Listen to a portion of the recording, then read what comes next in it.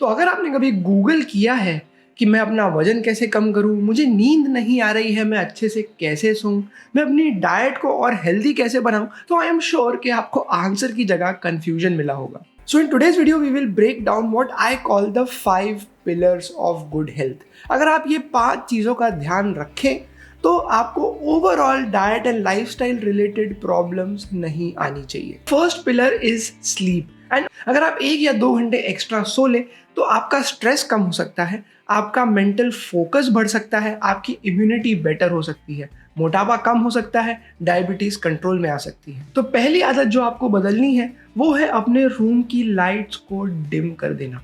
तो हमारे ब्रेन में मेलाटोनिन नाम का एक हार्मोन होता है जो कि सुबह सनराइज होते हुए सिक्रीट होना कम हो जाता है, जिससे कि हम जग जाते हैं।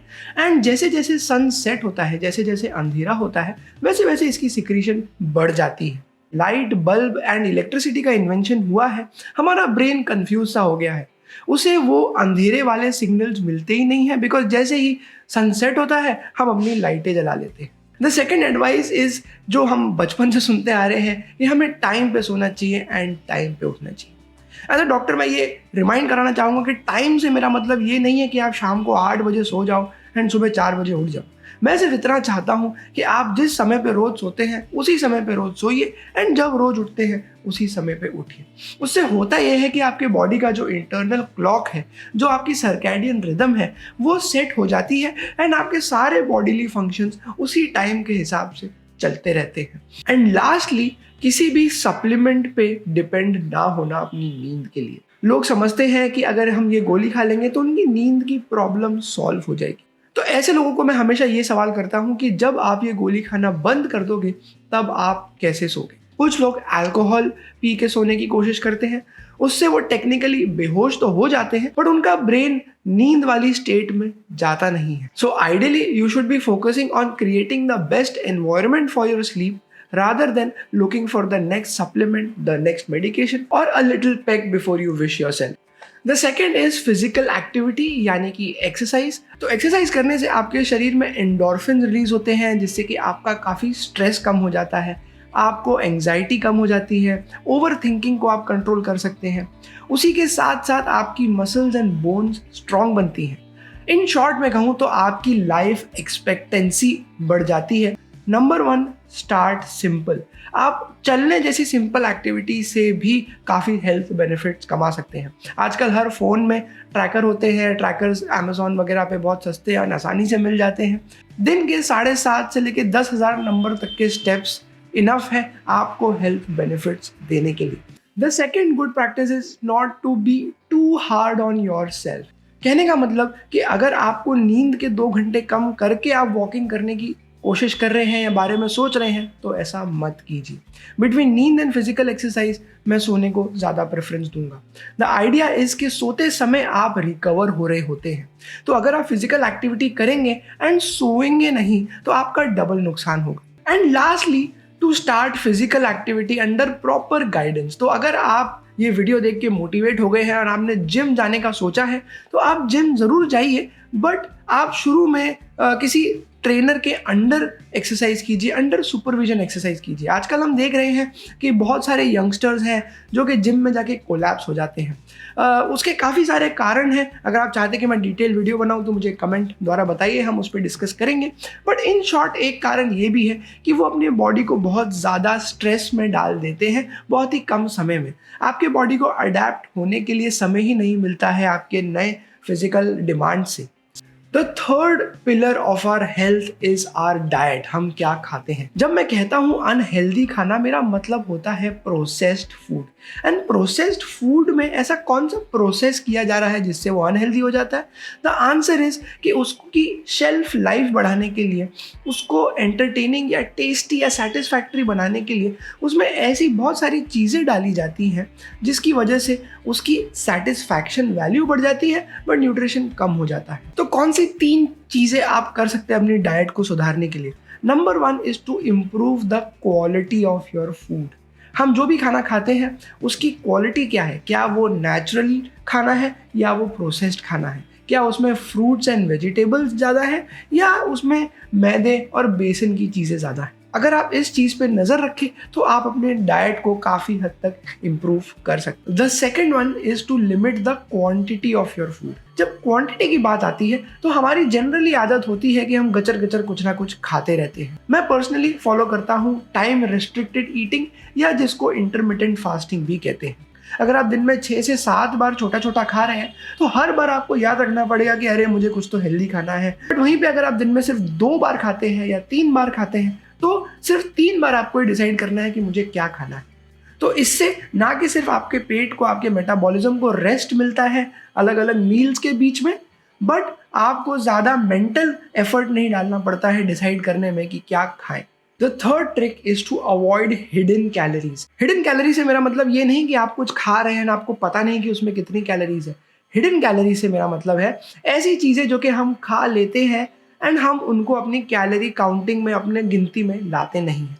फॉर एग्जाम्पल, चलते चलते आपने बिस्किट खा लिया, आपको चकली दिखी, आपने खा लिया। फिर सैटरडे संडे भी हम पेल के खाते हैं एंड पूरे महीने के एंड में अगर आप देखें तो आपने जितना अपना मेंटल एफर्ट डाला था हेल्दी डाइट खाने के लिए वो सब कैंसिल हो जाता है। ये जो बीच बीच में हम अनट्रैक्ड अननोन चीज़ें खाते रहते हैं।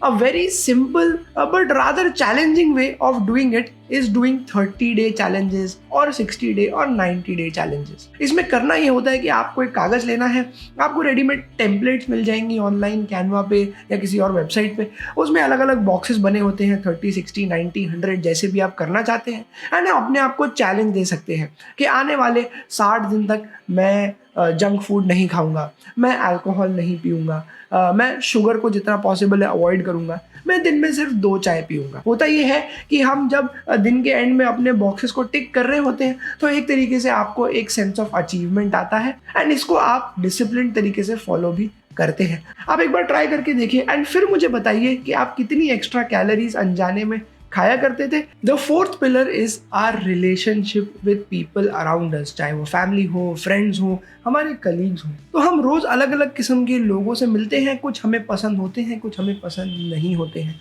एंड उसी से हमारा मूड, हमारा बिहेवियर, हमारा रिएक्शन एंड रिस्पॉन्स बाकी लोगों के प्रति शेप होता है। तो the first thing to do is to listen more than you speak. हो सकता है उनके पास कोई जेन्युइन कंसर्न हो जो कि हम समझ नहीं पा रहे हैं and be curious, ask good quality questions and show interest. इससे आपके आजू बाजू की रिलेशनशिप्स काफ़ी स्ट्रॉन्ग बनेंगी।